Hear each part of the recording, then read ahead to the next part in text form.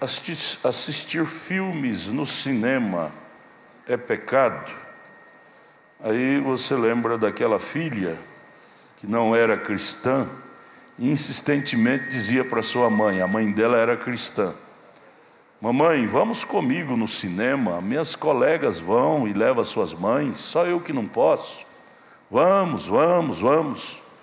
Um dia a mãe, com tanta insistência, a mãe era uma cristã, disse: então tá, filho, eu vou.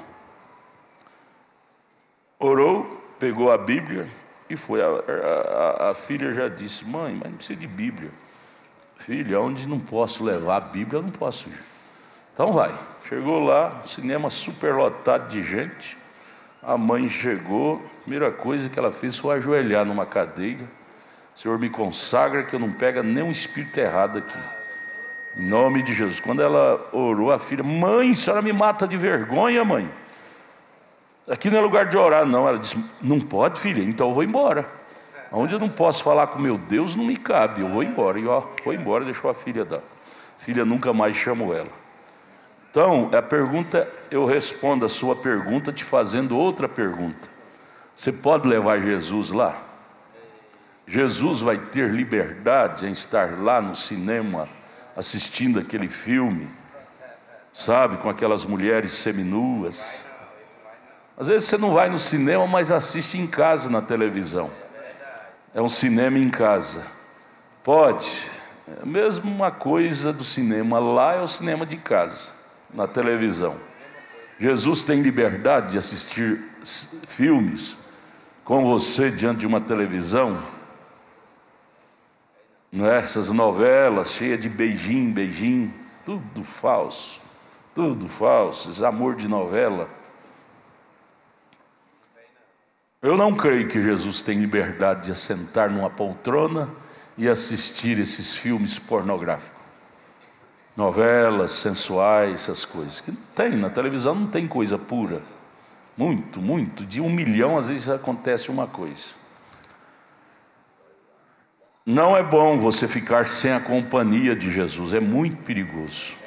Um pouquinho que Eva ficou, o diabo, através da serpente, a pegou. Se pega espírito na televisão, no rádio. O irmão Brana disse: eu peguei um espírito ouvindo um pregador, até pregador no rádio. Você tem que ter anticorpos para poder assistir. E eu pergunto: será que tem? Será que tem? Deus ajude, Deus tenha misericórdia, amém? Pastor Adalto, vou fazer esta pergunta para ajudar uma pessoa minha. Por falta de saúde, esta pessoa não consegue mais ajoelhar para lavar os pés no dia da Santa Ceia. E por isto, esta pessoa acha que não pode mais participar da Santa Ceia, por não ter condições físicas para lavar os pés. Pastor, por favor, ajude esta pessoa. Explique de acordo com a Bíblia, com as mensagens, se podem participar da Santa Ceia e não lavar os pés, ou se deve parar de tomar a ceia. Deus abençoe. Deus julga pelo que está no seu coração. Existem pessoas que são paralíticas. Elas não têm condição de lavar os pés, de ajoelhar, lavar os pés. Porém, elas não descreem, elas creem no lava-pés. Não é porque você não pode lavar os pés no dia da ceia do seu irmão, de sua irmã, que você não lavou o pé dela. Você lavou.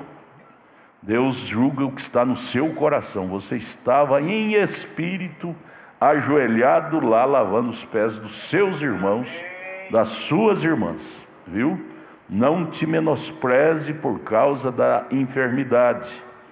Não te menospreze. Deus vê como se você estivesse lá lavando os pés. Você não descrê, você crê. Você não faz isso porque você não crê. Você não faz por condições físicas.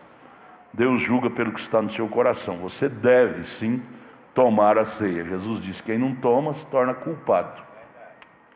Você não sente bem ficar sem tomar a ceia, sendo que você é um membro do corpo de Jesus Cristo. Bem, está ruim aqui meu retorno, não é melhorado. Pega o tablete aqui e vem aqui para cima, talvez melhor. Outra pergunta. Pastor, bom dia com Jesus. Se a Bíblia pede para não comer carne de porco, nem peixe, nem escamas, nem peixe sem escama, né? Peixe de couro, e coelho, Deuteronômio 14, não estamos pecando em não obedecer? Por favor, me ajude e desculpe minha ignorância. Irmã, eu não dei o nome se é irmão ou irmão, mas leia Atos capítulo 10. Atos capítulo 10. O Velho Testamento tinha essas exigências. E Pedro, o apóstolo Pedro, que precisava de instruções, porque estava ali passando de uma fase para outra, o tempo da lei para o tempo da graça.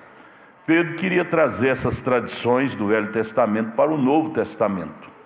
Quando apareceu aqueles animais para comer, Pedro estava com fome, naquele sonho, naquela visão que ele teve em Atos 10.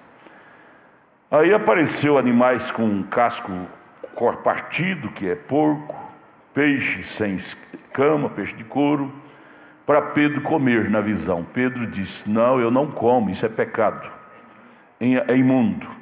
Em Atos capítulo 10, do verso 10 ao 15, leia na sua Bíblia. Depois, agora não, depois, né? Chegar na sua casa. Deus repreendeu Pedro e disse: mate e coma. Não chame imundo que Deus santificou. Calvário santificou tudo. Calvário tirou a imundície. Calvário dá liberdade, quebrou o tabu. Pode, não pode, pode, não pode. É certo, você vai comer orando, comer com ações de graça, orando, não é? Orar pela comida, porque hoje a comida está muito envenenada com essas toxinas, química, conservante, não é? Você deve, antes de comer, consagrar. Senhor, consagra esse alimento, tira todo o veneno da comida, para mim comer com ações de graça. Mas a ordem foi: mate e coma, não chame imundo que Deus santificou. Amém? Então isto foi para o Velho Testamento. Nós estamos na dispensação do Novo Testamento. Outra pergunta. Meu querido pastor, por favor me ajude. Cometo erro fazer negócio ou contratar serviço de irmão ou irmão? Os profissionais que conheço em alguns ramos são do Tabernáculo da Fé. Estou em dúvida se contrato ou não. A pergunta, eu sei, é porque foi ensinado aqui que você deve evitar de fazer negócio com o irmão da fé. Por quê? Não é que o irmão é mau ou que a irmã é má, mas o diabo é mau. O diabo fará tudo para colocar problema, para vocês ter arranhões, para depois vocês não ter paz, congregar junto, lavar os pés dele na ceia, os pés uns dos outros. Então evitar é melhor do que remediar, não é? Evitar é bom, não por causa do irmão ou da irmã, mas por causa do diabo, que é astuto.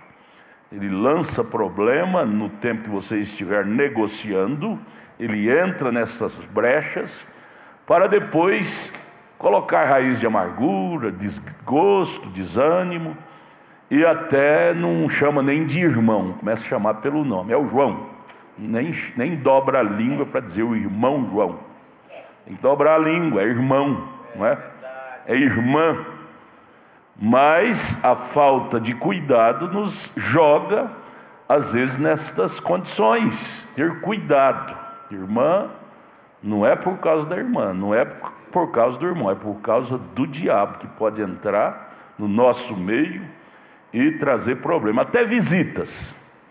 Houve um tempo que era bom visitar os irmãos, visitar a irmã, comer junto, comer churrasco junto, mas com os acontecimentos de anos, temos chegado à conclusão que até essas visitas lambancentas não são boas. Não são boas. Vai na sua casa, vê seu quarto, sua casa, e descobre sua nudez. Nudez quer dizer sua fraqueza, seus pontos fracos. E aí o diabo que é terrível, coça a língua, coça até que vai contar para o outro, para outra, o que viu na sua casa. Não é bom essas lambanças de irmão com irmão nas casas. Estamos falando de medicina preventiva. A maior medicina que deveria existir era a preventiva. É melhor a medicina preventiva do que depois ter que tomar o remédio depois que já está doente, não é? E isto, espiritualmente falando, é medicina preventiva. Evite fazer negócio com irmãos. Evite de muita visitinha na casa de irmãos, não é bom. Logo descobre a fraqueza uns dos outros e perde até o respeito. Meu Deus, eu pensava que o irmão era crente. Veja o que eu vi lá. Ora, você viu coisa errada lá na sua casa? Não tem não. Sua casa não tem não. Igual o macaco que enrola o rabo e sai falando dos outros. O macaco é rabudo. E o dele? Esquece de ver o dele, não é? Então, enquanto estivermos nessa dimensão, Romanos 7 estará no nosso encalce. Um de uma forma, outro de outra. O Romanos 7, o bem que quero fazer não faço, o mal que não quero está comigo. Você vai ter isso te acompanhando enquanto você estiver nessa dimensão de humano. Falhas, rodeado de fraquezas, disse Paulo em Hebreus 5. Então é bom que fique mais longe. Para quê? Para conservar a amizade, para conservar a mente virgem. Não tem coisa mais linda, mais edificante do que ter mente virgem sobre o irmão, sobre a irmã. Ter mente virgem é pensar bem, fazer um quadro bonito daquele irmão. Ou aquele irmão, ele é bem mais crente do que eu. Olha, irmão Chaveiro, irmão Cacheiro. Cacheiro é bem mais crente que eu, a santidade dele, né? É bom pensar a mais do que pensar a menos uns dos outros. E se você tiver lambanças, amizade lambancenta, comer na casa e todo dia na casa um do outro, tomar cafezinho, você vai descobrir que ele é humano e vai descobrir falha e vai dizer: meu Deus, eu decepcionei com o irmão. Pensei que ele era crente mais do que eu, vi que ele é pior do que eu. Eu te pergunto, isso vai te ajudar? Isso não vai te ajudar. Isso vai tirar a virgindade da sua mente. Virgindade de pureza. Então evite. Pastor, mas então fraternidade não é bom? É bom lá no céu. Aqui é na igreja. Na igreja é bom, se abraça, pega na mão, conversa, sorri. Mas cada um para sua casa. Evite de estar visitando. Isto é medicina preventiva. Evita do diabo entrar no meio e depois ter que ficar bicudo irmão com irmão, porque teve arranhões, teve desgastes. Todos os desgastes é por causa de aproximação.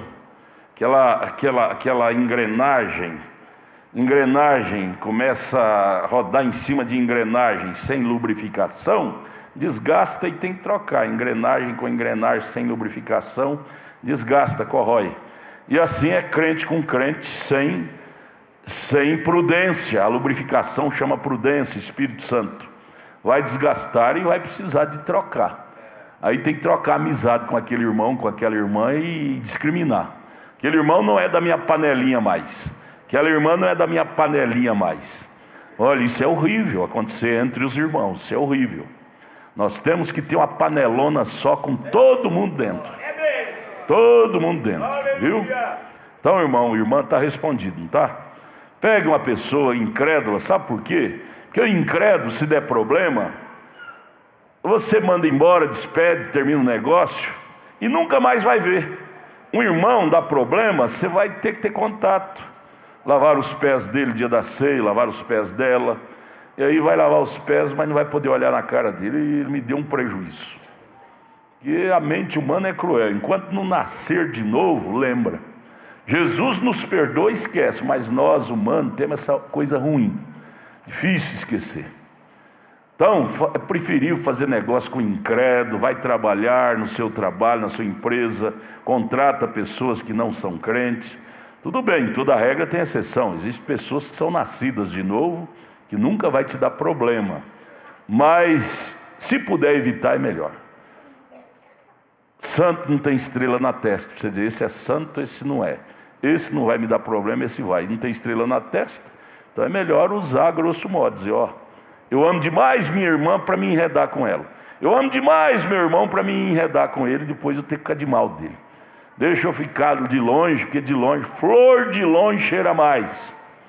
Quando estivermos nessa dimensão, temos que ter essa prudência. Prudência e caldo de frango não faz mal para ninguém, viu? Prudência e caldo de frango não faz mal para ninguém. Faz é bem, viu? Faz é bem. Tudo certo? Tudo certo. A irmã Lídia está reclamando que muitos membros do conjunto não estão tendo tempo para vir ensaiar no sábado. E ela está tendo dificuldade porque está preparando para o encontro que vamos ter aqui. E aí não ensaia, ela manda o áudio através do Zap. Mas áudio não afina. Áudio você tem uma noção, afina é aqui no ensaio no dia de sábado. 4 horas da tarde ela começa. Às vezes é porque todos que estão aqui é porque eu convidei, convidei. Mas não é porque eu convidei que você tem que fazer de qualquer jeito. Eu convidei do fundo do meu coração. Mas cabe a você ver se você tem condição. Às vezes é seu trabalho, suas ocupações, não tem condição de você vir nos ensaios. Você não vai perder o arrebatamento por não poder cantar no conjunto de jeito nenhum. Isso é um acessório. Ninguém perde o arrebatamento por não poder pregar aqui no púlpito, ou cantar no conjunto, ou tocar. Não, nós temos que tirar essas coisas infantis da nossa cabeça. É melhor ter poucos, mas que tenha condição de vir ensaiar, do que ter muitos e depois não ensaia, fica coisa desafinada. A irmã Lídia fica sentido, não é bom. Então, você mesmo chega para a irmã Lídia e diga: irmã Lídia, eu não tive, como nós temos ali a irmã Samua, ela ama cantar, mas ela foi sincera, disse: eu não tenho condição de vir em todos os ensaios. Então, pastor, me desculpe, mas eu vou sair do conjunto. E foi entendido, ela está ali feliz, não perdeu o seu arrebatamento. Vocês querem cantar? Cante dueto, solo, quarteto, trio. Aqui no domingo à noite, ensaia depois da escola, você não vai deixar de cantar porque não está no conjunto, não vai deixar, não é? E assim, tocadores, técnicos de som, vocês não são obrigados, Deus vê, Deus respeita a condição de cada um. Deus respeita, desde que você esteja no Espírito. Não é que você senta lá que vai deixar de ser crente, não. Você continua amando, o cantor está cantando, o conjunto está cantando, e você está cantando com eles aqui, É o Espírito Santo, não é que você senta lá que você deixou de participar do conjunto. Você continua participando do conjunto em espírito lá, torcendo e aplaudindo na alma, no espírito, o sucesso deles, viu? Mas é bom ser mais sincero. Eu não tenho condição, meu trabalho não me oferece condição de vir nos ensaios. Eu não posso cantar no conjunto, que eu vou atrapalhar. Deus te louva muito mais do que fazer de qualquer jeito, aí fica ruim, desafina. Tá, me perdoe, mas eu tenho que dar essa nota para não ferir vocês. Senão você vai se sentir ferido, eu vou ter que sair do conjunto, o pastor me chamou com tanto carinho. Não, Deus sabe, Deus conhece. Sabe suas ocupações, seu trabalho. E assim no diaconato, e todo o ministério, viu? Deus entende. Se um dia você tiver um trabalho que lhe dê condição, está aberto, né? Está aberto. Amém? Fica leve, não fica, irmã Lídia? Sim, fica leve. Amém. Nós vamos agora, me dá meu som aqui maior um pouquinho, cadê você? Está aqui? Mais alto, mais um pouquinho aqui. Nós vamos agora ficar de pé, vamos ler a Bíblia.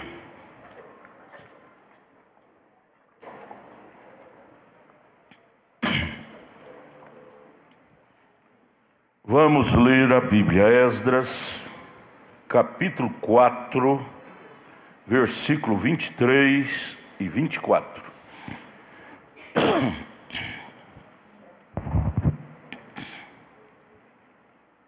Então, depois que a cópia da carta do rei Artaxerxes se leu perante Reum e Sinzai, o escrivão, e seus companheiros, apressadamente foram eles é o tal dos samaritanos, foram eles os judeus, os samaritanos bradaram contra os judeus, impediram a força de braço e com violência de reconstruir o templo. Estamos falando sobre reconstruir o templo. Então cessou a obra da casa de Deus, que estava em Jerusalém, e cessou até o ano 2º do reinado de Dário, rei da Pérsia. Eu quero tomar como tema para esta manhã, eu quero que vocês todos me dêem a sua atenção, pisca o olho só se for preciso, viu? Por que minhas bênçãos não chegam? É a pergunta que há em muitos corações. Vamos discorrer. Irmão Érico, parabéns, o senhor está um garotão bonito. Cadê a irmã? Veio, não veio? Coitada, a irmã agora vai ciumar desse meninão bonito. Fez a cirurgia, não é? Está bem, sentindo bem? Sentindo bem. É uma ciência que Deus criou, não é? E os médicos descobriram, bariátrica. Já estava com a pressão descontrolada, diabetes descontrolada. Agora faz isso, é menino novo igual a ele. Velho, for fazer isso, morre, viu? Velho tem transtornos. E Deus deu essa graça, já perdeu quantos quilos? 14 quilos dentro de 15 dias, parece, né?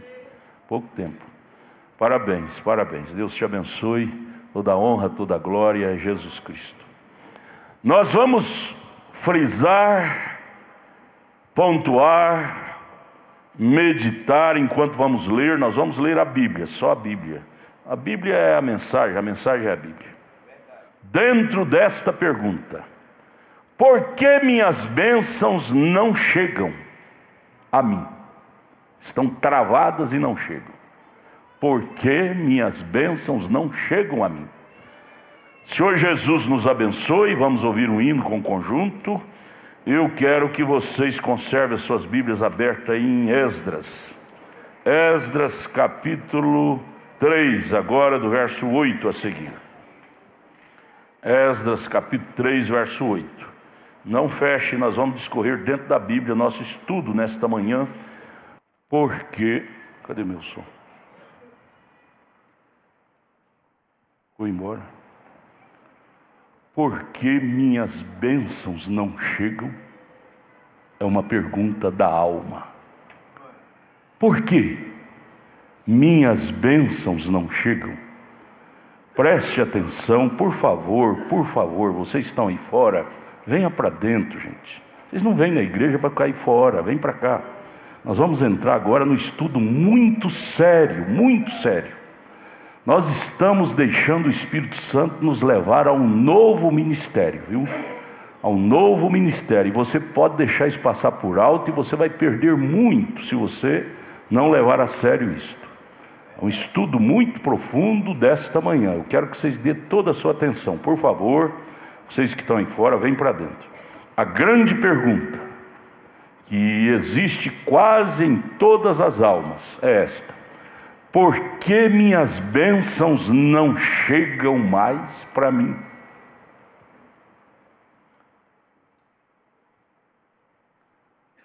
Vamos discorrer dentro da história dos judeus. Da história dos judeus. Eles são tipos nossos. Lá foi material, físico, e nós somos judeus espirituais. Lá foi a igreja física. Aqui é a igreja espiritual. No ano 605, eu quero que vocês prestem bem atenção nessas datas, isso tem muito sentido. No ano 605 a.C., eles, os judeus, foram levados para a Babilônia por volta do ano 605 a.C. Jeremias profetizou isto, Jeremias 25, verso 11 e 12, Jeremias 29, verso 10, e outras escrituras, como Daniel, capítulo 9, falou de 70 semanas. Passaram ali 70 anos, 70 anos, sob cativeiro do rei babilônico, Nabucodonosor. Babilônia invadiu Jerusalém, invadiu a Judéia e levou cativo todos os judeus, foram levados cativos para a Babilônia. E então a Judéia passou a ser governada pelo Império Babilônico. No ano 586, já sob o governo babilônico, 586 a.C., os babilônicos derrubam o templo de Salomão, porque eles sabiam do grande segredo que era o templo, era a presença de Deus, era tudo, era a força do povo de Israel, estava no templo. E uma vez derrubada, Israel perderia a força, mesmo Israel não estando mais ali governando. Mas o diabo, figurado em Babilônia, sabe qual é o segredo da força da igreja. E uma vez ele desativando esse segredo, ele vence a igreja. Então, com esta unção maligna, os babilônicos derribaram o segredo. Salomão, ao edificar o templo, disse: Senhor, faça que em quaisquer circunstância, em qualquer lugar, que alguém em desespero orar, levantando as mãos, ou simplesmente lembrando do templo, seja ajudado onde quer que for.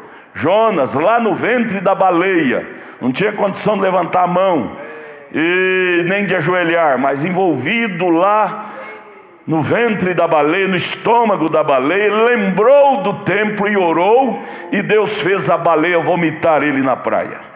O segredo do templo é uma força muito grande. Cristo é o nosso templo hoje. Então, no ano 586 a.C., os babilônicos derribaram o templo de Salomão. Aí vem, por volta do ano 535, veja, eles foram levados para a Babilônia cativos no ano 605 a.C. Jeremias capítulo 25, capítulo 29, foi profetizado que eles estariam ali por 70 anos. Então, 605 menos 70 daria justamente nessa data. Eu estou lendo de fatos, historiadores, viu? Fatos verídicos. No ano 585, Deus levanta Ciro, rei da Pérsia. Você quer ler isto? Abra sua Bíblia em Isaías capítulo 45. Isaías capítulo 45. No capítulo 46, verso 28, há uma profecia. Isto foi há 160 anos antes de Ciro nascer, do rei Ciro, que se tornou rei da Pérsia, nascer. Já houve essa profecia de Isaías a respeito de Ciro, que nasceria, que seria o pastor. Deus usaria ele, mesmo sendo um ímpio, um incrédulo, mas para ajudar Israel a sair do cativeiro. Veja Isaías 44, verso 28. Quem diz de Ciro? É meu pastor, Deus dizendo, e cumprirá tudo que me apraz, dizendo também a Jerusalém: sê edificada, e ao templo, funda-te. Através de Ciro, Deus delegou essa autoridade para reedificar o templo quando ele viesse. Aí no verso 1 do capítulo 45 diz: assim diz o Senhor ao seu ungido, a Ciro.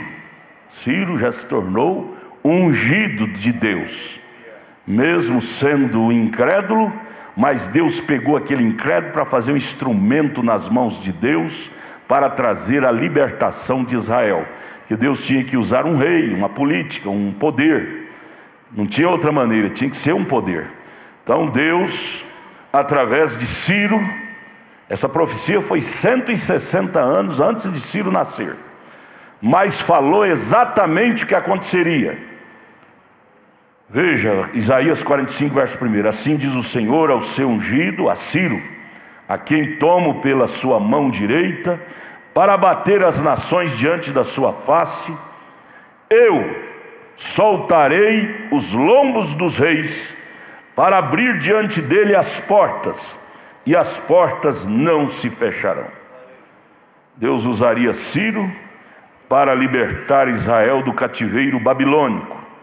Isto ocorreu no ano 535, em torno dessa data, antes de Cristo. Tudo bem. E agora, sob o governo de Ciro, porque Babilônica foi o império cabeça de ouro que Nabucodonosor sonhou e Daniel traduziu. Isso está escrito lá em Daniel, capítulo 5, capítulo 6. Cabeça de ouro, império babilônico, governando o mundo todo, inclusive a Judéia. Mas veio peito de bronze, que era os persas, encabeçado, peito de prata, não é? Encabeçado pelo imperador, o rei Ciro, rei da Pérsia. E ele derrubou a cabeça de ouro que era o império babilônico, profetizado por Deus. Para quê? Agora, sob o governo de Ciro, rei da Pérsia, que tinha derrubado o reino babilônico, ele libera, Deus pôs no coração do rei da Pérsia, o rei Ciro, liberar os judeus a voltarem para Jerusalém e inclusive para reconstruir o templo do Senhor que Babilônia havia derribado. Ciro sabia que os hebreus estavam muito tristes, ao ponto de nem cantar hinos, dependurou seus instrumentos lá em Babilônia, nem tocava hinos do Senhor em Babilônia, principalmente após descobrir que o templo, a casa de Deus, tinha sido derribada. Eles estavam angustiados, e Ciro foi sensibilizado por esta angústia dos judeus, e logo que ele retomou o governo, tomou da mão dos babilônicos, a primeira ação do rei Ciro foi liberar os hebreus para voltar à sua pátria. Só da primeira vez, rei Ciro liberou 50.000 hebreus, com cavalos, carros, animais e tanta gente, para voltar para a sua pátria, que agora estava invadida pelos babilônicos, pelo povo da Síria, inclusive um grupinho ali que veio da Síria chamado samaritanos, que era descendente da Síria, e estava lá gente que se tornou gente da terra hebreia. Na ausência dos verdadeiros hebreus, o inimigo entrou para possuir a terra dos hebreus. Mas Deus, que não deixa a coisa errada permanecer para sempre, usou um incrédulo, um rei Ciro, para virar o quadro, para cumprir a promessa que ele tinha dado a Abraão 430 anos atrás, que a sua semente lhe daria a terra.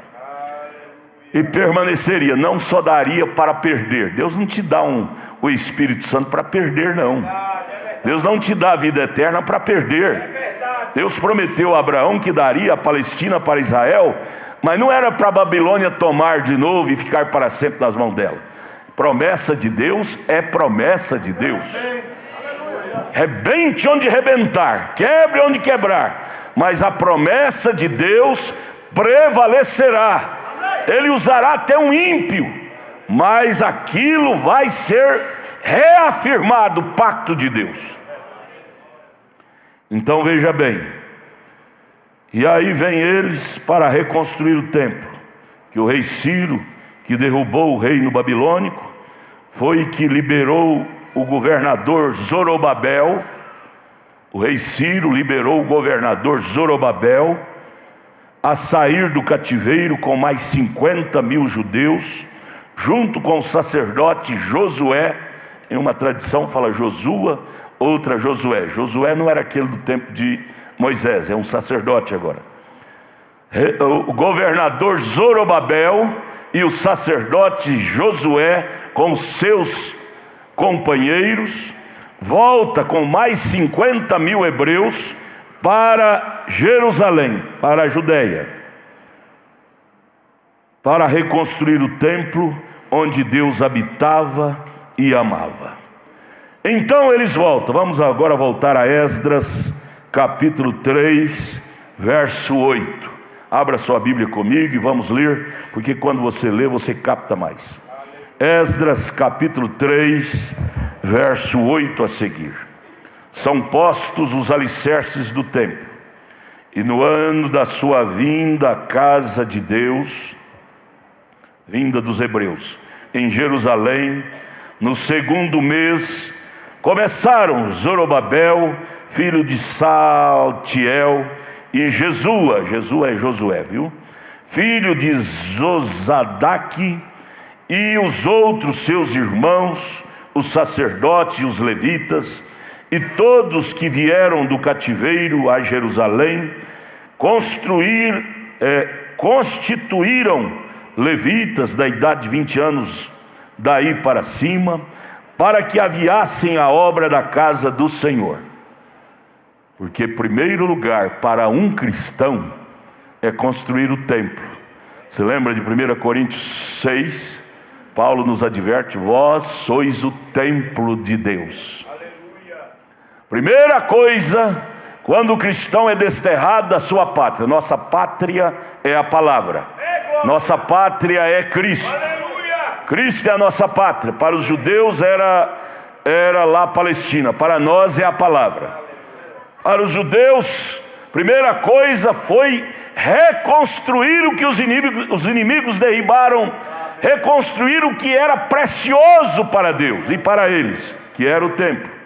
Para nós, os crentes, quando perdemos batalha e Deus nos dá uma nova chance, a primeira coisa é reconstruir o templo de Deus que somos nós. Vocês estão dispostos a assumir esse novo ministério de reconstruir o templo de Deus? Vamos sair desta manhã daqui dizendo: Senhor, eu quero me empenhar a reconstruir o templo, a morada de Deus que sou eu. Tudo bem. E aí então vieram, verso 10. Quando, pois, os edificadores lançaram os alicerces do templo do Senhor, Zorobabel, o sacerdote Josué, 50 mil junto com eles, então apresentaram-se os sacerdotes, já paramentados e com trombetas, e os levitas, filhos de Asaf, com saltério, para louvar ao Senhor, conforme a instrução de Davi, rei de Israel. Alegria, porque estava reconstruindo o que o inimigo tinha derribado. Então, com saltério, com flauta, com instrumento, com cântico, trabalhavam na reconstrução do templo com alegria. Verso 11: e cantavam às revezes, e louvando e celebrando ao Senhor, porque é bom, porque a sua benignidade dura para sempre sobre Israel. E todo o povo jubilou com grande júbilo, quando louvou ao Senhor pela fundação da casa do Senhor. Bombim, me dê na minha caixa um retorno maior.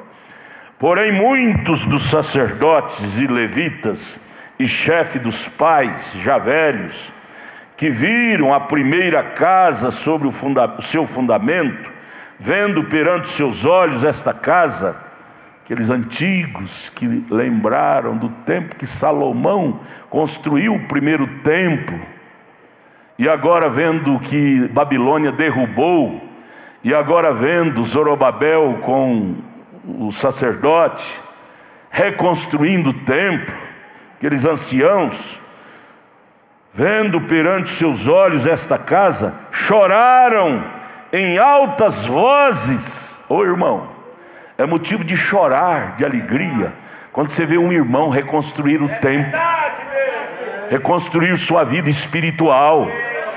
É motivo de choro ao ver a igreja reconstruindo sua vida para Cristo. Chorar em altas vozes, mas muitos levantaram as vozes com júbilo e com alegria. Havia choro e júbilo, de maneira que não discernia o povo as vozes de alegria das vozes de choro do povo, porque o povo jubilava com tão grande júbilo que as vozes se ouvia de muito longe. Você não pode ter vergonha de louvar, de dar glória a Deus. As vozes deles ouvia de longe. Júbilo dos hebreus ao ver o templo sendo reconstruído, se ouvia de longe. Mas vamos entrar no capítulo 4. O texto do capítulo 4, o diabo manda embargadores. Você tem que saber, irmão, sogro do irmão Mauro, é bom te ver aqui. Como é que o senhor chama? Ele foi diácono, deu a vida por esse ministério. Isso é para o senhor, é para mim, é para nós, irmão Francisco. Todas as vezes que você intenta reconstruir o templo de Deus, que é você, para Cristo, prepara-te que você vai ter empecilhos. Prepara-te que você vai ter embaraço, obstáculo no seu caminho, de um jeito ou de outro, para te atrapalhar. Agora surge esse grupo aqui. Veja o texto que inicia o capítulo 4. Os samaritanos acusam os judeus ao rei Artaxerxes e a construção do templo é proibida. Samaritanos que vieram com a ausência dos judeus lá em Palestina, os samaritanos que vieram da Síria e se fizeram judeus, até por o nome de samaritanos, se apossaram, disseram: olha, vocês não vão construir o templo. O diabo sabe o significado do templo. Os samaritanos sabiam o significado do templo.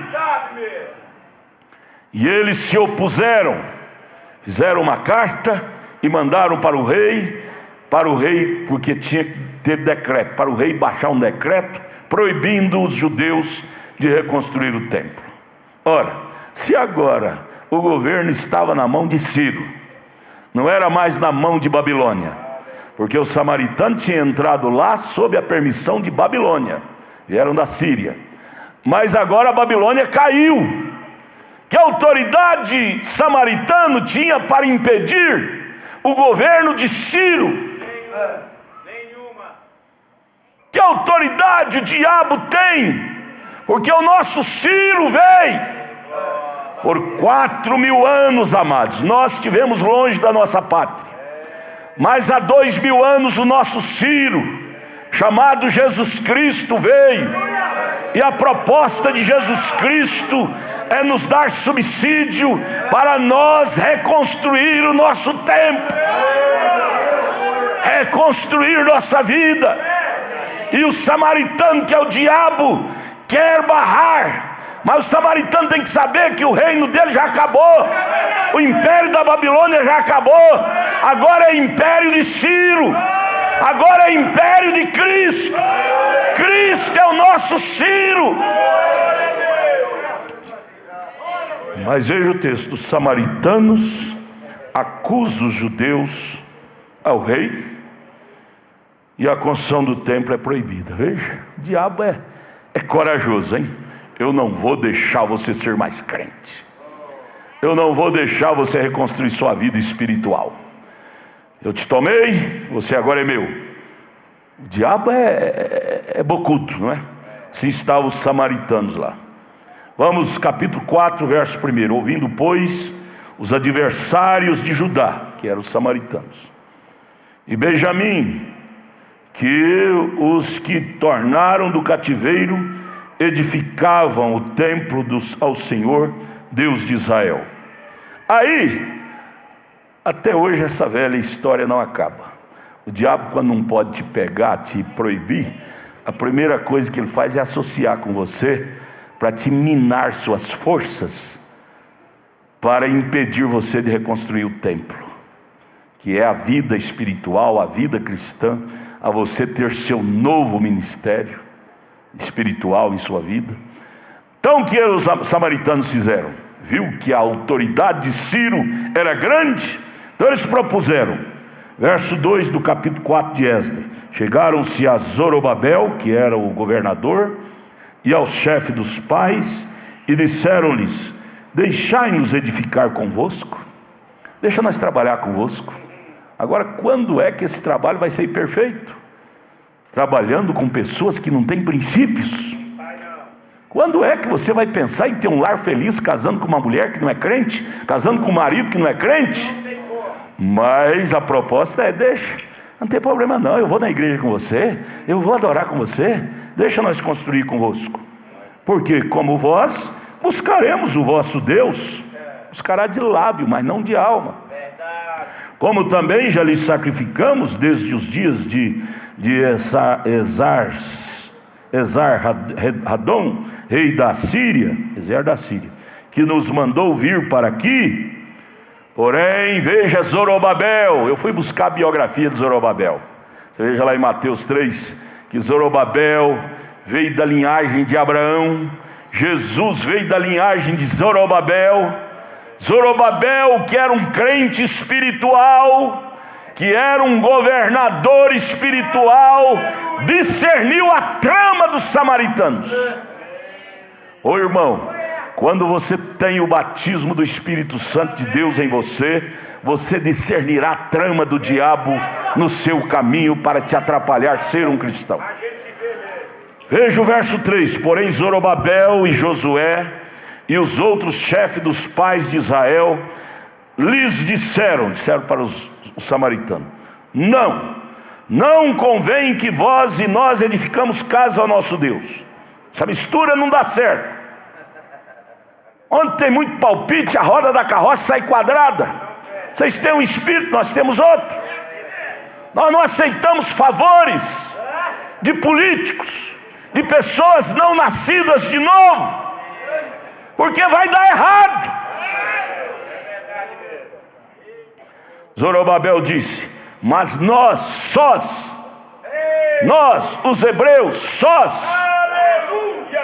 a edificaremos ao Senhor Deus de Israel, como nos ordenou o rei Ciro, rei da Pérsia. Aí vem o verso 4: todavia o povo da terra, que era o samaritano, que até então tinha apossado da terra de Israel e se sentia que era dono. Irmão, o diabo não é dono disso aqui não. Esse templo que sou eu, que é você, essa terra que sou eu, que é você, não é do samaritano chamado diabo não. Ele não é dono não, ele te possuiu por muitos anos. Samaritano possuiu a Palestina por muitos anos, mas chegou o momento que entrou Ciro e pôs um ponto final. O diabo te possuiu por muitos anos, mas chegou seu Ciro, Jesus Cristo é o nosso Ciro, e colocou ponto final nessa interferência. Creia! Aí vem o verso 4: todavia o povo da terra, os samaritanos, debilitava as mãos do povo de Judá e inquietava-os no edificar. Tudo que o diabo quer, menina, menino, irmãs e irmão, é debilitar suas forças, é debilitar seu ânimo, é te desencorajar. Eu não vou mais na igreja não, o irmão pisou no meu dedão no pé, a irmã falou de mim. Você não está vindo na igreja por causa do seu irmão, da sua irmã, você está vindo na igreja por causa de Cristo. Não deixe o diabo te desanimar. Isto é samaritano. Vamos ler o verso 4 de novo. Todavia o povo da terra, os samaritanos, debilitava as mãos do povo de Judá e inquietava-os no edificar. Tudo que o diabo quer é te inquietar. Você sabe por quê o diabo põe problema no seu dia a dia, na sua família, na sua casa? É para te inquietar. Gera problema. Outro dia um pastor me procurou e disse: pastor, vai explodir uma bomba nacional. Na hora eu estremeci, mas depois o Espírito Santo foi trabalhando comigo e disse: olha, é o Salmo 90, caia 1000 ao meu lado, 10.000 à minha direita, mas eu não tenho que me abalar com explosão de bomba nenhuma não. Eu não posso ser atrapalhado. Há muitos crentes atrapalhados porque deixam ser atrapalhados. É hora daquele espírito firme de Zorobabel tomar conta da igreja. Aí vem o verso 5: e alugaram contra eles os samaritanos. Veja, eles investem caro na obra. O diabo não trabalha de qualquer jeito, irmão. Às vezes nós, como cristãos, aqui trabalhamos de qualquer jeito. O diabo investe alto. Veja o verso 5: e alugaram contra os hebreus conselheiros para frustrarem o seu plano todos os dias de Ciro, rei da Pérsia, até ao reinado de Dário, rei da Pérsia. Aí vem o verso 6: e sob o reinado de Assuero, no princípio do seu reinado, escreveram uma acusação contra os habitantes de Judá e de Jerusalém. Lavraram uma carta contra Israel e mandou ao rei Assuero, Artaxerxes, para proibir Israel de reconstruir o templo, dizendo: eles não têm condição, eles é culpado nisso, errou naquilo, naquilo outro, não tem condição. Essa cartinha o diabo está divulgando até hoje contra você, irmão.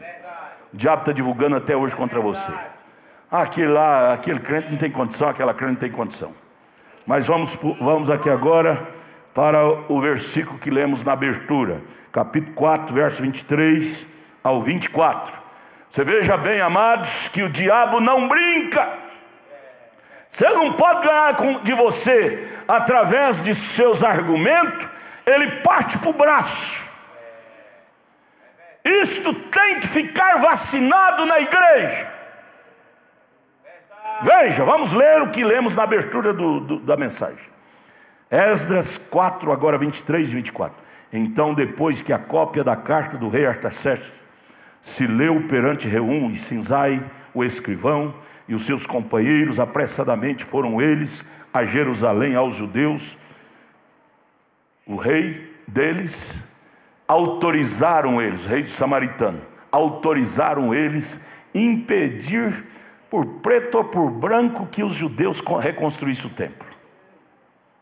Assinaram a carta com o carimbo do rei babilônico, que já estava desautorizado. O reino agora não era de Babilônia, era Ciro, era da Pérsia. Carimbo falso. Mas eles foram até com o nariz aberto: eu tenho a carta, eu tenho autorização para me impedir esses hebreus reconstruir o templo. E foram para lá. E foram preparados. Você não brinca com o diabo. O irmão Brana disse: você não tente encarar o diabo de uma forma carnal, o diabo te vence. Você tem que estar revestido de um poder sobrenatural. Como homem, o diabo nos vence fácil, mas como cristãos ele não vence. E aí eles vieram a Jerusalém aos judeus e os impediram à força de braço e com violência. Irmão, o diabo é que usa violência. O Espírito Santo está escrito em Zacarias: não é por força, não é por violência. O Espírito Santo age pelo Espírito de Deus. E aí vem eles, os samaritanos, para impedir Israel de reconstruir o templo pela força da violência. Eu acho lindo. Aquele pregador T.L. Osborne, ele nunca deu conta de aceitar a mensagem do irmão Brana, mas ele admirava demais o irmão Brana. Ele conta, eu tenho uma gravação dele, ele contando quando ele conheceu o irmão Brana. Ele vem do mundo pentecostal, e lá entre os pentecostais, para expulsar demônio, tem que gritar a maior altura para ver se o diabo sai com medo. Ele admirou demais na reunião do irmão Brana, porque o irmão Brana expulsava os demônios com a voz suave, baixa e firme. T.L. Osborne, esperando que o irmão Brana ia expulsar os demônios, gritando. De repente o irmão Brana dizia: pode abrir os olhos que o diabo foi embora. T.L. Osborne ficou espantado: como é que pode? Eu estou ouvindo um mundo pentecostal que expulsa demônio gritando, esse homem fala suavemente e o diabo o respeita. Esse homem tem uma coisa singular com ele. Porque isso é tradição dos samaritanos: vencer no braço, vencer com violência. Mas a tradição de Jesus Cristo, chega aquele demoniado gadareno que tinha 6.000 demônios sobre ele. Jesus nem palavra proferiu, só deu uma olhada para aquele endemoniado, já o desmontou totalmente. E aqueles demônios começaram a esconjurar, a dizer: Jesus, filho do Deus Altíssimo. Jesus, filho do Deus Altíssimo. Anás, Caifás dizia que ele era Belzebu, mas o endemoniado reconheceu que ele era Deus. Irmão, não queira ganhar no grito, não. Não importa o que as pessoas nos julguem, o importante é o que Deus nos julgue.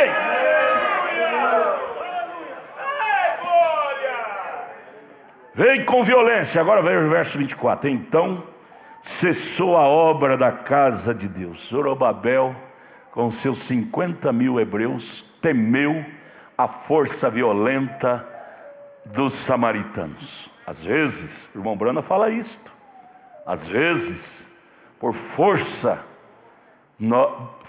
demoníaca, nós como humanos estremecemos. Você lembra de Elias? Estremeceu diante de Jezabel, teve que subir lá para o lado do rio Querite, por não sei quanto tempo que ele ficou isolado com medo de Jezabel.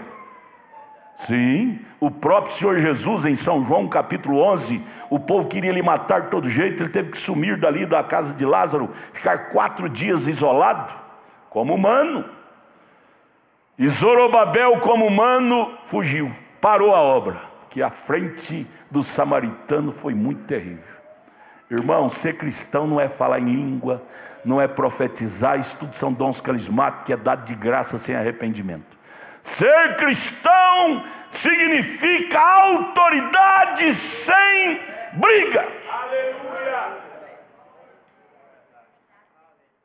Parou, cessou até o ano 2º do reinado de Dário, rei da Pérsia.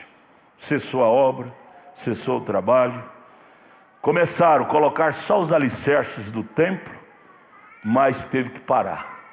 Porque o samaritano, que era o povo que possuía a terra, forçou, até usou de violência e fez com que eles estremecessem, o governador Zorobabel, sacerdote Josué e os seus demais. Agora abra sua Bíblia no livro de Ageu. Abra sua Bíblia agora no livro de Ageu. Ageu fica depois de Sofonias e antes de Zacarias. Ageu fica depois de Sofonias e antes de Zacarias. Abra sua Bíblia correndo aí, vamos seguir juntos. Ageu, enquanto se abre a Bíblia, eu vou só comentar alguma coisa aqui, para nós começar a ler o livro de Ageu. Não leia antes de eu ler não, deixa eu só comentar. Ciro, rei da Pérsia, havia permitido que 50.000 judeus exilados voltassem a Jerusalém sob a liderança do governador Zorobabel, estou lendo a história, e do sumo sacerdote Josué. Durante o 2º ano do seu retorno, o ano 536, 535, foram lançados os alicerces do templo. 50.000 judeus, junto com o governador Zorobabel, sacerdote Josué, voltaram, venceu os 70 anos, que Jeremias tinha profetizado que eles estariam sob o governo de Babilônia. Agora voltaram e começaram a estabelecer os alicerces do templo que Babilônia derrubou no ano 586. Eles voltaram, você sabe, o cristão, a primeira coisa quando ele volta para a palavra é consertar o altar, consertar a vida espiritual. O cristão não é daquela maneira que volta para Cristo e quer levar a vida do jeito que estava, não. Não, cristão está figurado aqui na vida dos judeus. Primeira coisa que eles vieram quando voltou para terras deles foi reconstruir aquilo que era de prioridade, que era o templo, a casa de adoração. Sem presença de Deus eles não teriam sucesso. Sem cultivar presença de Deus, o templo que somos nós. Aí vem a grande pergunta: por que minhas bênçãos não chegam? Porque o templo está derrubado. Aí vem, sob a liderança de Josué e Zorobabel, durante o 2º ano do seu reinado, de Ciro, 536, 535, foram lançados os alicerces do templo. Porém, a oposição dos samaritanos fez cessar a obra. Consequentemente, os judeus tornaram-se espiritualmente apáticos. Tudo que o diabo quer é fazer de você um crente apático, sem estímulo, sem força, para expor o sinal, para cultivar a vida cristã. A força dos samaritanos, a força política, bélica, estremeceu os judeus e fizeram deles se tornarem apáticos, sem ação. Passar-se-ia então, passou ali, eles pararam de reconstruir o templo. Sabe quantos anos eles ficaram com a obra parada? Passou 16 anos até que retomasse a construção da casa do Senhor Deus. Deus então envia-lhe o profeta Ageu e Zacarias para encorajá-los a recomeçar a obra. Mas por 16 anos, irmão Marquinhos, o senhor gosta de história, por 16 anos eles ficaram apáticos, por pressão psicológica, física, dos samaritanos. Irmão, será que o diabo não está fazendo você um crente apático, desencorajado, desanimado? Tudo que o diabo quer é te conservar apático. Saiba disto. Eu estou aqui nesta manhã para denunciar o samaritano.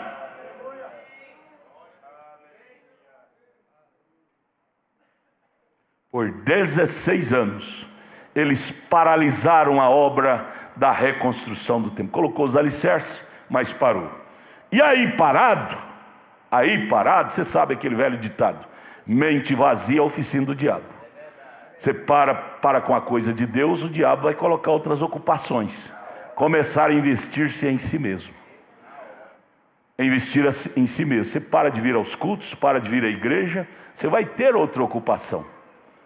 Você vai ter outras ocupações. É investir em si mesmo. Nós vamos começar a ler Ageu capítulo 1 daqui a pouquinho, e você vai ver em que eles investiram. Em vez de investir na reconstrução do templo, começaram a investir nas suas vidas materiais próprias, individuais. Foi quando o profeta Ageu, junto com o profeta Zacarias, viveu na mesma época, chegou diante de Zorobabel e do sacerdote e pregou estremeçantemente para despertá-lo, para tirar daquela vida apática. Oh, amados, nós precisamos de uma sacudida. Ageu então mostra-lhe que a obra de Deus tem que ter toda a primazia. Primeiro lugar, da mesma forma, o reino de Deus e os interesses da causa do mestre deve ser a suprema prioridade na nossa vida. O que estabelecemos como prioridade indica o amor que devotamos ao nosso Senhor. O povo de Deus perder a sua bênção. Aí vem a grande pergunta: por que minhas bênçãos não chegam? Parou de vir.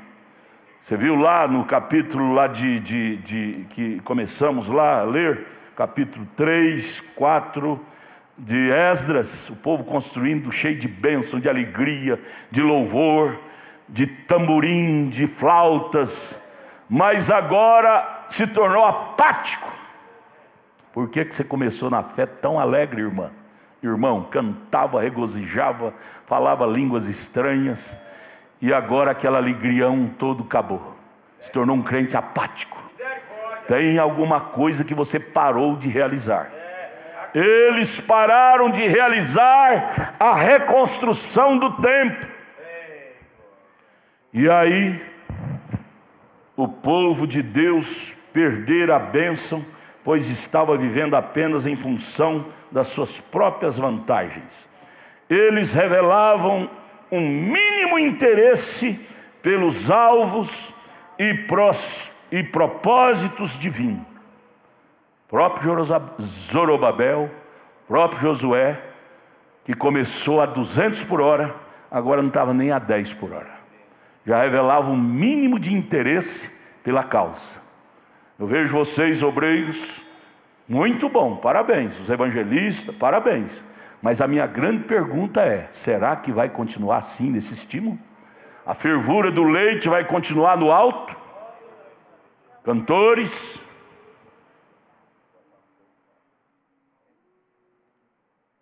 de igual modo, poderemos esperar um declínio das bênçãos e da ajuda de Deus em nossa vida, se não estivermos vitalmente interessados pela sua obra, tanto no lar quanto na vida prática.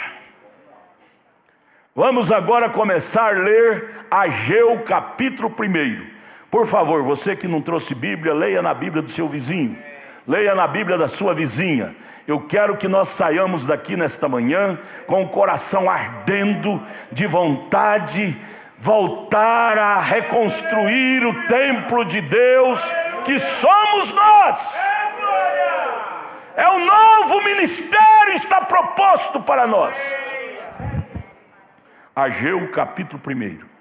No ano 2º do rei Dário, no 6º mês, no 1º dia do mês, veio a palavra do Senhor pelo ministério do profeta Ageu a Zorobabel, filho de Saltiel, príncipe de Judá, e a Josué, filho de Josadaque, o sumo sacerdote, dizendo: eles que tinham sido enviados para a Palestina para reedificar o templo, tinha sido enviado pelo rei Ciro.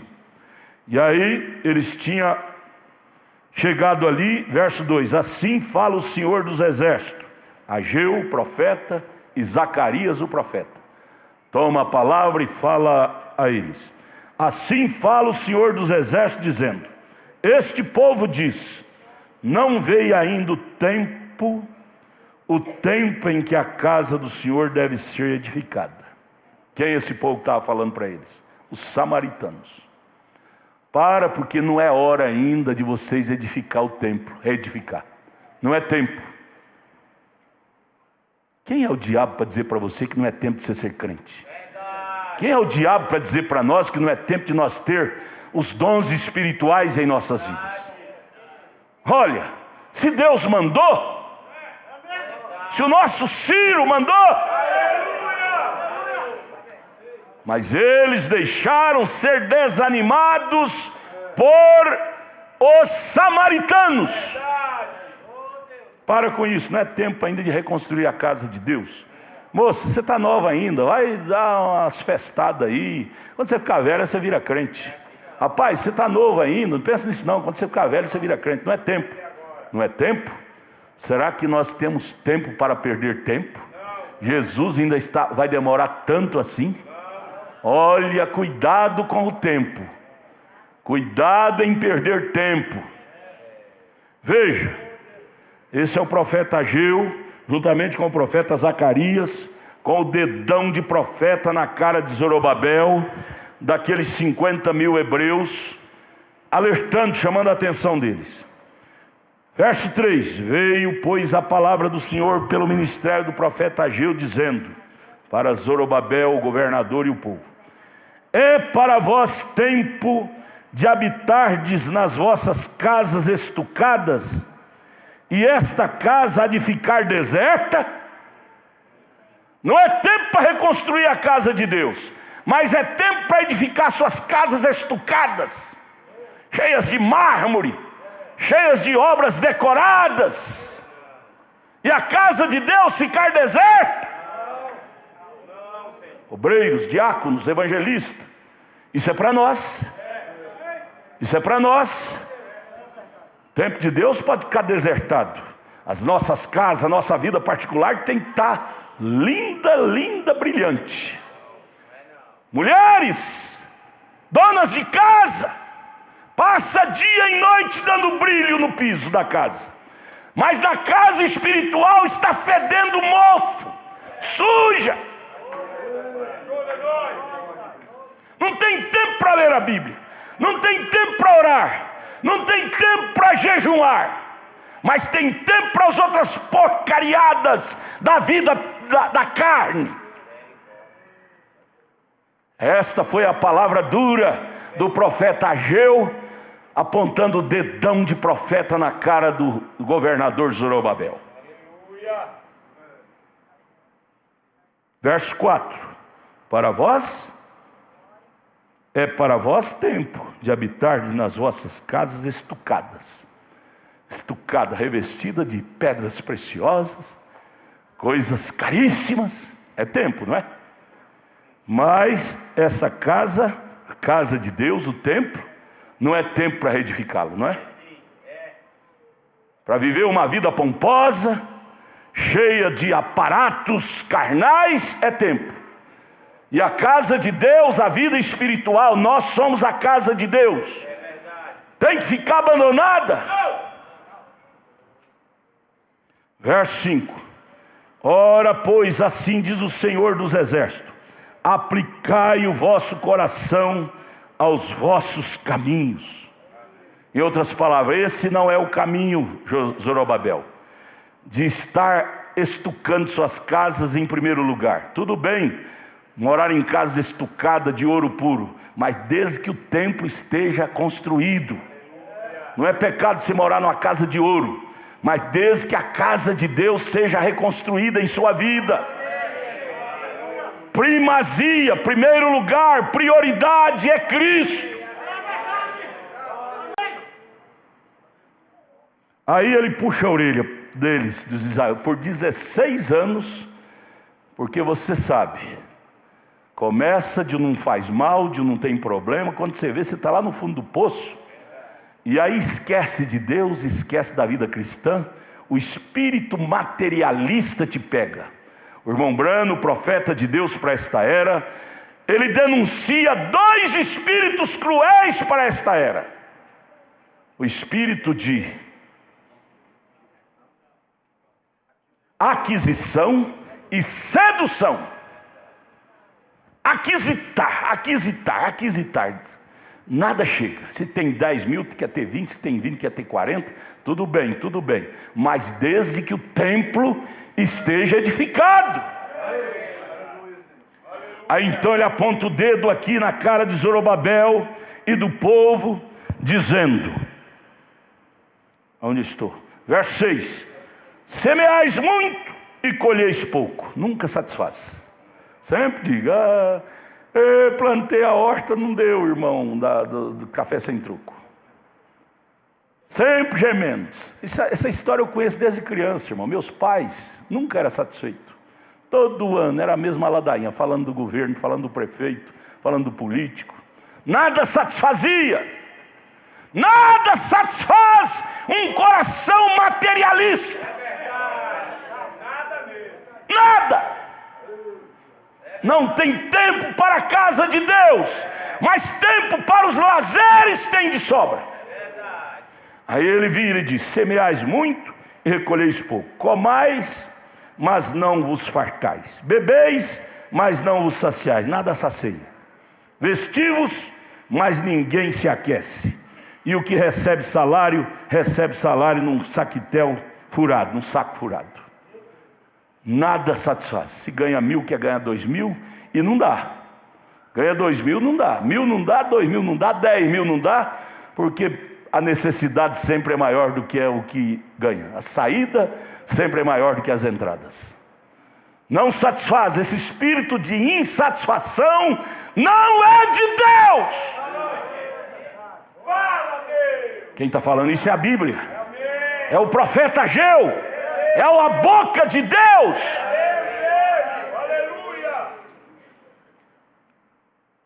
Verso 7: assim diz o Senhor dos Exércitos: aplicai o vosso coração aos vossos caminhos. Verso 8: subi ao monte. Vamos subir ao monte, gente?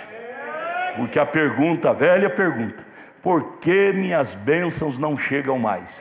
Porque nós não subimos ao monte. Olha, o monte é aquele lá. Põe a filmadora lá, irmão. Vamos subir ao monte? Estatura do varão perfeito. O diabo não dá conta, ele tem sebo nos pés. Ele não dá conta de subir ao monte. Essa palavra subir ao monte foi a Zorobabel, que era o tipo de Cristo. Você é este Zorobabel nesta manhã. E a palavra vem a nós: subir ao monte. Subir ao monte, composto de 7 degraus: fé, virtude, conhecimento, temperança, paciência, piedade, amor, Espírito Santo, que é o próprio Deus. Assim diz o Senhor dos subir ao monte. Verso 8: vamos subir ao monte? Ou vamos ficar ao pé do monte? Que até então eles estavam ao pé do monte. Subir ao monte. Cristo está mais alto, gente. Ou nós não estamos em uma mera religião do baixo. Nossa religião é do píncaro. Vamos ao píncaro. Vamos subir o monte. da estatura do varão perfeito. Sem isto é impossível reconstruir o templo. Subi ao monte, trazei madeira, edificai a casa, e dela me agradarei, e eu serei glorificado, diz o Senhor. O que agrada a Deus, irmão, não é propriamente dinheiro. Dinheiro são acessórios. O que agrada a Deus é a casa reedificada. E essa casa sou eu, essa casa somos nós. Não adianta você trabalhar dia e noite, noite e dia, buscando dinheiro, dinheiro, e ter seu templo desarrumado, sua vida espiritual desarrumada. Foi o que eles estavam fazendo, estucando suas casas, linda, linda. E a casa de Deus, que era o templo, que eram as suas almas, estava toda enredada, paralisada. Samaritano, que é o símbolo do diabo, fez frente e fez com que eles parassem a reconstrução do templo. Tudo que o diabo quer, você não acordou ainda. Você pensa que é seu irmão, sua irmã que está te atrapalhando? Não, é o samaritano, é o diabo, que está querendo que você pare. Mas agora está aqui Ageu. Não pare, não pare.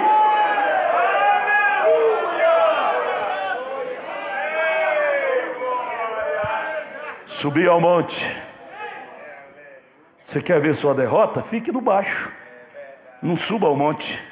Não vá buscar madeira para reconstruir o templo. Fica no baixo, você nunca vai ver o templo edificado. Eu estou com vontade de subir ao monte, mas amanhã eu subo. Chega amanhã, a preguiça vem, amanhã eu subo. E vamos procrastinando. Amanhã eu tomo decisão. Amanhã eu levo mais a sério. E esse amanhã nunca chega. Não é hora mais de estar fazendo propósito. É hora de ação. Eu estou orando. Você tem que lembrar que a palavra oração, ela tem duplo sentido: orar e agir. Ação. Não é só orar e ficar de braço cruzado. Oh Deus, me ajude. E você mesmo não faz nada. Não sobe ao monte. Há muitos crentes que oram dia e noite, jejum dia e noite, mas não faz nada. Não age. Verso 8: subi ao monte. Subiu o monte. Passe por cima de montanha. O diabo é especialista em criar montanha para atrapalhar seu caminho. Suba, transponha. Surgiu um monte, pula aquele. Surgiu outro, salte aquele de novo. Surgiu outro, salte aquele. Vamos, vamos, vamos.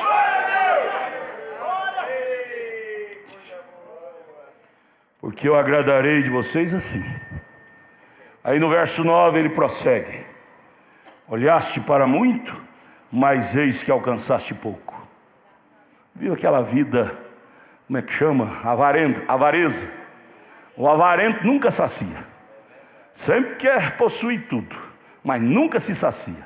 A Bíblia diz que os avarentos não entrarão no reino do Senhor.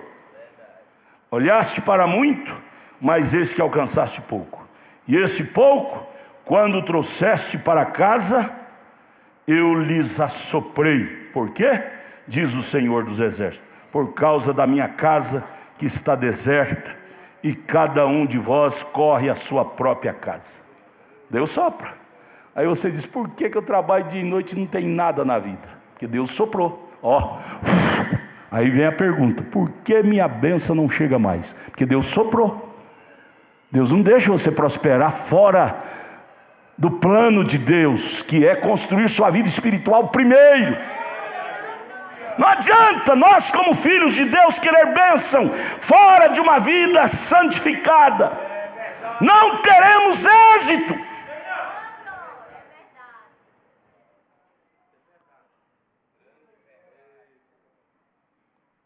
Verso 10. Por isso, aí vem a resposta: por que as minhas bênçãos não chegam mais? Está aqui a resposta no verso 10. Por isto, retém os céus e o seu orvalho, e a terra retém seus frutos.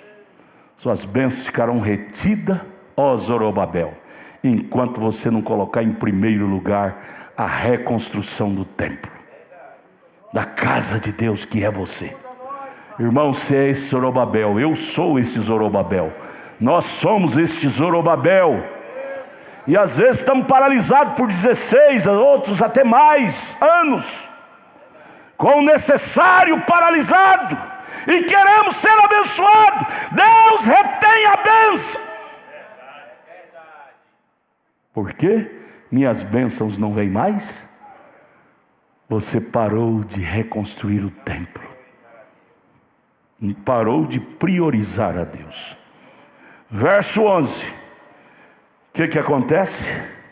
Não abençoo, fiz vir a seca sobre a terra, sobre os montes, sobre o trigo, sobre o mosto, sobre o azeite, sobre o que a terra produz, como também sobre os homens, sobre os animais e sobre todo o trabalho das mãos.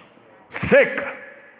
Senhor, mas eu trabalho com a minha família dia e noite e a coisa só está indo para trás. Você é filho de Deus, você é o Zorobabel de Deus. Deus não te abençoa enquanto você não voltar para Deus, não trabalhar o seu espiritual, que é o templo primeiro. Seca tudo, seca até o estímulo de ser crente, seca até o estímulo de ser crente, seca. É eu que estou falando, é a Bíblia. Estou lendo para vocês a Bíblia. Aí Zorobabel, que era um filho de Deus, você sabe, filho de Deus, por mais dura a palavra que vem, ele sente, ele muda. Quem não muda é filho da serpente, mas filho de Deus, ele tem a sensibilidade. Ele não sai murmurando. Zorobabel não saiu murmurando do pastor dele, que era o profeta Ageu. Esse homem está enjoado demais. Não. Veja aqui o verso 12. Então ouviu Zorobabel, filho de Seatiel, e Josué, filho de Josadaque, sumo sacerdote, e todo o resto do povo, a voz do Senhor, seu Deus, e as palavras do profeta Ageu, como o Senhor Deus o tinha enviado, e temeu o povo diante do Senhor. Irmão, é hora de temer. Então Ageu, o embaixador do Senhor, falou ao povo conforme a mensagem do Senhor, dizendo: eu sou convosco, diz o Senhor. Quando você se humilha, quando você propõe recomeçar sua vida cristã, você ouvirá esta frase do Senhor: eu serei convosco, eu sou convosco. Quando Zorobabel propôs em se consertar, ele ouviu a frase: eu sou convosco. Que voz doce! Em tempo de seca, em tempo de escassez, Zorobabel ouve essa doce voz: eu agora sou convosco. Ah, irmão, ainda há jeito. O trono de misericórdia ainda está aberto.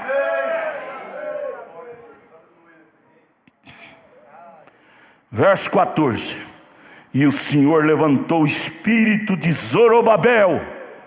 Vamos deixar Deus levantar o nosso espírito nesta manhã? Até quando nós vamos ficar com o espírito baixo? Só baixaria, falando mal do João, da Manel, do Joaquim, do Pedro, do Antônio, e sem consertar nosso templo. Isso é baixaria, isso é espírito baixo, acusando a irmão, o irmão. Quem tem que ser acusado é nós. O Zorobabel somos nós. Ninguém é culpado de nossos desvarios. Veja o verso 14. E o Senhor levantou o espírito de Zorobabel. Oh Jesus, vem nessa manhã levantar nosso espírito. Levantar nosso espírito. Trazer-nos de volta aos velhos propósitos de ser crente. Irmão, irmãs, vamos ser crente comigo? Vamos ser crente comigo? Minha esposa, cadê ela? Está aqui? Vamos ser crente comigo? Meus filhos, meus netos, vamos ser crente comigo? Igreja, vamos ser crente comigo? Vamos entrar no nosso novo ministério nesta manhã. Amém, igreja? Conjunto, vamos ser crente comigo, tocadores, cantores. Você vai ver presença de Deus. O Senhor levantou o espírito de Zorobabel. Até quando vamos admitir esse espírito baixo em nós? Só falando da vida alheia, levando nossas culpas a outros. Nós aprendemos domingo passado que Davi foi honesto. Quando ele errou, ele não disse foi Betseba que me fez errar. Ele disse foi eu, é o meu pecado. Nós queremos passar a culpa. Eu sou assim porque a irmã fulano, o irmão fulano é culpado. Não é não. Quando não quer, dois não briga. A culpa é minha. Pequei, disse Davi, e o meu pecado está diante de mim.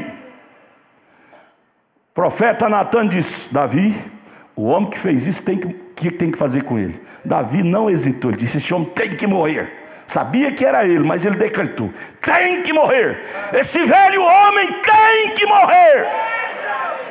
Esse velho Zorobabel tem que morrer. Até quando vamos estar advogando em causa própria? Se fosse o outro, você estava condenando, mandando matar. Mas quando é você, você não quer que mate? Não, gente, tem que começar de nós. Vamos deixar de hipocrisia, de estar condenando um ou outro, quando o errado somos nós. Amém, meus irmãos? Estou lendo a Bíblia. E o Senhor, verso 14, levantou o espírito. Ô irmão, o que nós precisamos é que Deus levante o nosso espírito. Segredos que triunfam é recomeçar tudo de novo. Terminar o culto, vem no altar com lágrimas, dizendo: Senhor, levante meu espírito. Eu quero reconstruir o altar. Eu quero parar de trabalhar em prol de mim. Eu quero trabalhar em prol do templo, em prol da causa. Primeiro Deus, depois eu. Primeiro templo, depois minha casa estucada. Depois meu ego. Casa estucada fala de muita coisa. Fala de egoísmo, de ranzismo, de humanitismo. Trabalhamos em prol disso e deixamos o templo do Senhor de lado. O Senhor levantou o espírito de Zorobabel, filho de Sealtiel, príncipe de Judá, e o espírito de Josué, filho de Josadaque, sumo sacerdote, e o espírito do resto de todo o povo, 50.000 homens. E vieram e trabalharam na casa do Senhor dos Exércitos, seu Deus. E o 24º dia, no 6º mês, no 2º ano do rei Dário, capítulo 2, a glória do Senhor, a glória do 2º templo. No 7º mês, ao 21º do mês, veio a palavra do Senhor pelo ministério do profeta Ageu, dizendo: fala agora a Zorobabel, filho de Sealtiel, príncipe de Judá, e a Josué, filho de Josadaque, sumo sacerdote, e o resto do povo, dizendo: quem há entre vós que, tendo ficado, viu esta casa na sua primeira glória, quando Salomão construiu? Tinha alguns antigos ali que viu. E como a vedes agora, a beleza da segunda casa foi muito maior.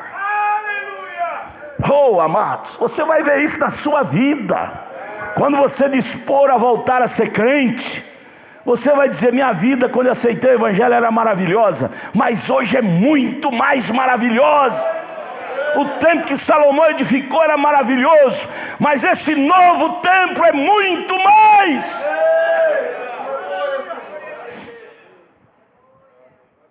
Depois do templo edificado, 6 anos demorou. Vem o profeta Ageu e interroga: veja, viu essa casa, sua primeira glória? E como a vedes agora? Não é essa como nada em vossos olhos, comparada com aquela antiga? Ora, pois, esforça-te, Zorobabel, diz o Senhor, e esforça-te, Josué, filho de Josadaque, sumo sacerdote, e esforçai-vos, todo o povo da terra, diz o Senhor, e trabalhai, porque eu sou convosco, diz o Senhor dos exércitos. Irmãos, Deus é conosco, gente. Igreja do Pedregal de Jesus, Deus é conosco. segundo a palavra que concertei convosco, quando saíste do Egito, o meu espírito habitava no meio de vós. Não temais, porque assim diz o Senhor dos Exércitos: ainda uma vez daqui a pouco, e farei tremer os céus, e a terra, e o mar, e a terra seca, e farei tremer todas as nações. Aí vem a profecia de Jesus: e virá o desejado de todas as nações, e encherei esta casa da glória, diz o Senhor dos Exércitos. Minha é a prata, meu é o ouro, diz o Senhor dos Exércitos. A glória desta última casa será maior do que a da primeira, diz o Senhor dos Exércitos. E neste lugar darei a paz, diz o Senhor dos Exércitos. Irmão, a glória do segundo nascimento é maior do que a glória do primeiro nascimento. Natural fala do espiritual. A glória da segunda casa, do segundo templo, irmão Marquinhos. Sabe por que foi maior, irmão Marquinhos? No templo primeiro que Salomão edificou, foi glorioso, mas não foi tanto. Sabe por quê? No segundo templo a glória foi maior, porque o Senhor do templo, que é Emanuel, Ele ministrou no segundo templo. 400 anos depois Ele veio e entrou pela porta daquele templo e ministrou dentro daquele templo. Só Ele, seus apóstolos cheios do Espírito Santo também ministraram no segundo templo. No primeiro templo Jesus não ministrou fisicamente, mas no segundo templo Jesus, Deus, Emanuel, ministrou fisicamente. A glória do novo nascimento terá a presença física de Deus em você. Igreja, vamos gemer pelo novo nascimento, pelo segundo templo, pela reconstrução da vida espiritual. Você terá Emanuel ministrando na sua vida. Você terá a igreja primitiva novamente em sua vida. A sombra deles curava enfermos. A glória do segundo templo foi maior. E aí vamos terminar aqui com esse versículo 18 e 19 do capítulo 2 de Ageu. Ponde, pois, eu vos rogo, desde esse dia em diante, quando eles reedificaram o templo. Quando eles reedificaram o templo, ele disse: desse dia em diante, o que vai acontecer? Desde o 24º dia do mês, 9, desde o dia em que se fundou o templo do Senhor, ponde o vosso coração nessas coisas. Há ainda semente no celeiro, nem a videira, nem a figueira, nem a romeira, nem a oliveira tem dado os seus frutos. Mas desde esse dia vos abençoareis e as sementes produzireis. Você viu lá no verso atrás que Deus parou de fazer produzir, no verso 9, verso 10, parou de produzir tudo. Mas quando eles reedificaram o templo, aqui no verso 19, voltou a produzir as sementeiras. Você se torna uma vida estéril espiritualmente, mas quando você resolve a nascer de novo, a voltar a ser crente, você vai ver Josué capítulo 1 na sua vida: onde pisar a planta do seu pé, prosperarão. As sementes que não produziam voltarão a produzir. Sua vida material que estava indo ruim é pior. Eu vi uma frase essa semana, alguém escreveu: tudo que planta colhe. Eu plantei um carnê, colhi um pé de carnê. Carnê de prestação disso, daquilo, um pé, uma árvore. Isso é para quem paralisou a construção do templo. Crente espiritual não faz carnê de prestação sem necessidade. Não faz dívida, porque sabe que isso é um laço. Ele tem é que emprestar, não a pedir emprestado. Isso é Deuteronômio 28. a sementeira voltará a produzir. Por quê? Porque a glória do segundo templo é maior do que a glória do primeiro templo. A glória do nascido de novo é maior do que a glória do não nascido de novo. Em Cristo Jesus, igreja, nós temos tudo para ter sucesso. Porém, fora de Cristo, só vai haver miséria. Você vai trabalhar igual um louco, dia e noite, você e sua família, e a coisa vai vazar como um saco furado. Volte a ser cristão, volte a ser dizimista, volte a ser crente, volte a vir aos cultos. Eu estou gritando. Quarta-feira nós estamos tendo o estudo dos selos. São cultos sobrenaturais, e a igreja vazia. Volte, gente, volte. Vamos voltar ao princípio. Ó Zorobabel! Vamos terminar. Então fique aí. Por que minhas bênçãos não chegam? Porque você parou a construção do templo. Você deu ouvido aos samaritanos, e você ficou 16 anos sem construir o templo. Zorobabel ficou 16 anos. Você faz quantos anos que você parou de ser crente? Pode me dizer? Quantos anos você parou de ser espiritual, passou a ser carnal? Trabalha dia e noite, mas não tem nada na vida, só devendo, só dívida. Será que não é o Zorobabel de novo? Você não deixou de ser filho. Zorobabel não deixou de ser eleito, mas ele ficou paralisado, apático. Há muitos crentes apáticos espiritualmente, não tem sucesso. E aí começa a culpar um, culpar outro. Culpado é você, que deu ouvido aos samaritanos. Edinho, você me ama? Eu também te amo. Vamos recomeçar a construção do templo, Edinho, de coração? Ou vamos estar empurrando? Amanhã eu vou. É hora, gente. Amanhã pode ser tarde demais. Amanhã não nos pertence. Nossa hora é hoje. Zorobabel, volte, Zorobabel. Samuel, termina aí.